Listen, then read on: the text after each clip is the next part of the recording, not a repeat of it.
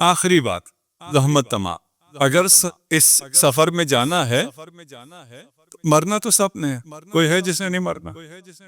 سب نے مرنا ہے. اپنی مرضی سے مرنا ہے نہیں، اضطرار. ہم چاہیں یا نہ چاہیں ہم نے مرنا ہے. ہم نے پہلا نقطہ یہ کہا تھا کہ وہاں سے ادھر کو دیکھو. یہ جو نقطہ ہے یہ اگر جوانوں کو سمجھ میں آیا تو جوانوں کی زندگی تبدیل کر دے. اس لیے کہ اس نقطے نے میری اپنی ذاتی زندگی کو تبدیل کیا ہے. میں کسی اور کی بات نہیں کر رہا، میری اپنی ذاتی زندگی کو تبدیل کیا. اور میں بہت ڈیٹ ہوں، میں بہت دیر سے تبدیل ہوتا ہوں. میں کوئی بہت آسانی سے تبدیل ہونے والا نہیں ہوں. مرنا سب نے ہے، یہ ہمارے اختیار میں نہیں ہے. جس دن موت آئے گی سب نے جانا ہے.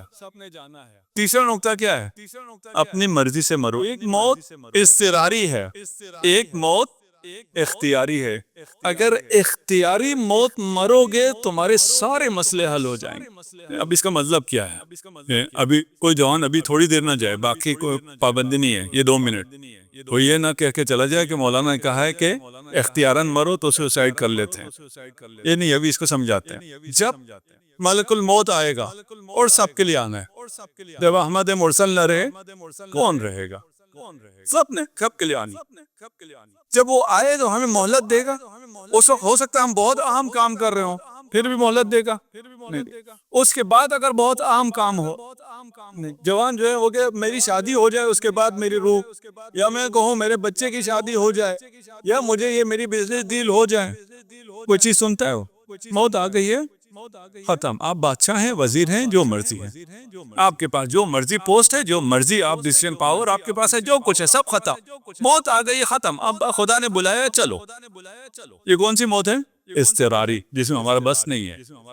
دوسرا موت کون سی ہے؟ اختیاری. اختیاری موت کیا ہے؟ اول وقت نماز. اول وقت نماز. یہ موت کیا ہے؟ اختیاری موت کا کیا مطلب ہے؟ جب خدا بلائے گا اسرائیل کے ذریعے پھر تو آپ کو کوئی بس نہیں چلتا. اب جب خدا آذان کے ذریعے بلا رہا ہے تو جو بھی کام کر رہے ہو چھوڑ دو. بھائی چھوڑنا تو پڑنا ہے نا، موت آئے گی تو چھوڑنا پڑنا ہے. ابھی اپنے اختیار سے چھوڑ دو کہ خدا تو نے بلایا میں نے چھوڑ دیا. کوئی ایسا کام نہیں ہے، کوئی ایسا کام نہیں ہے جس کی وجہ سے آپ کہیں جی نہیں میں یہ کر لوں. پھر کچھ بھی ہو، میں آج تک ایسا کوئی کام تصور نہیں کر سکا جس کے بارے میں کہوں کہ اگر آذان ہو جائے تو یہ والا کام ایسا ہے جو میں کرتا رہوں گا، اس کے بعد میں جاؤں گا. کوئی کام ایسا نہیں. اور یہ پریکٹس آپ کو دن میں 5 دفعہ یا 3 دفعہ کریں.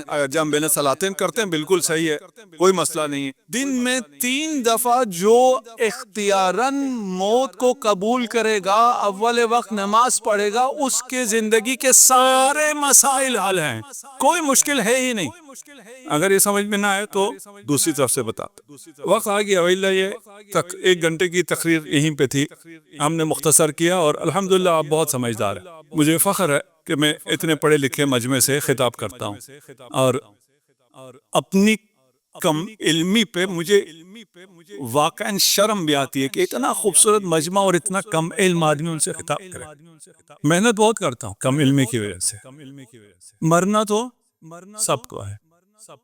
اگر اول وقت نماز نہ پڑھو تو مجذوبین میں سے قرار نہیں پاؤ گے. کیا مطلب؟ روایات ہیں، معصومین ہیں، میں لکھا ہوا بھی ہے، بہت زیادہ بھی ہیں. ابھی وقت آ گیا صرف میں مفہوم پیش کر رہا ہوں. روایات، بہت سی روایات کا ہے جو اول وقت نماز نہیں پڑھتا اس کی موت بہت سخت ہو جاتی ہے، کیونکہ اس کو پریکٹس نہیں ہے نا چھوڑ کے جانے کی. جس کو روز کی پریکٹس ہے سب چھوڑ کے میں تیار ہوں. آپ نے بلایا چھپ چھوڑ دیا.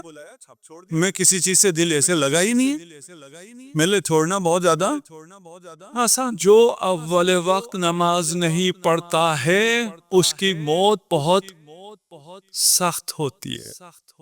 جو اول وقت نماز پڑھتا ہے اس پر ملک الموت ماں سے زیادہ شفیق ہوتا ہے. یہ کیوں ہوتا ہے؟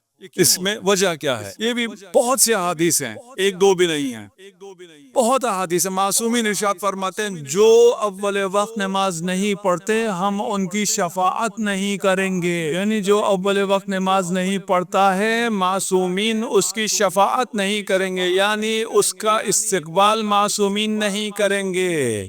میری زندگی کا سارا حاصل یہی ہے نا کہ میری معصوم کی زیارت ہو جائے۔ من یمت یرانی، امیر المومنین نے فرمایا جو مرتا ہے وہ میری زیارت کرتا ہے۔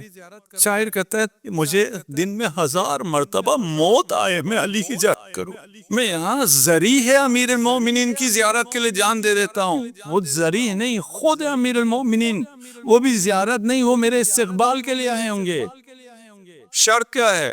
اول وقت نماز، میں نے آپ لوگوں کا وقت پہ لیا، جسارت پہ کی، جس کا میں اہل نہیں تھا وہ بھی میں نے باتیں آپ سے کی۔ یہ آپ کی محبت ہے، اگر کسی کو ہدایت ملے تو وہ میری والدہ اور والد معظم کو اپنی دعاؤں میں یاد رکھے۔ جوانوں سے بس اختتام پہ اتنا کہوں، اپنے والدین کو خوش کر، آپ کو دنیا آخرت میں جو کچھ ملے گا والدین کے ذریعے ملے گا۔ مجھ جیسے نااہل کو اگر کچھ ملا ہے تو والدین کی دعا سے ملا ہے، کہ مجھے جانتے ہیں وہ اس بات کو کہتے ہیں۔ والدین جن کے زندہ ہیں بہت بڑی نعمت ہے، ان کی قدر کرو، ان کی خدمت کرو۔ اگر اس دنیا میں نہیں ہیں تو بھی ان کی خدمت، مرحومین کی خدمت زندوں سے زیادہ کی جا سکتی ہے، اور مرحوم کو خدمت کی زندوں سے زیادہ ضرورت ہوتی ہے۔ خدا آپ کو شاد و آباد رکھے۔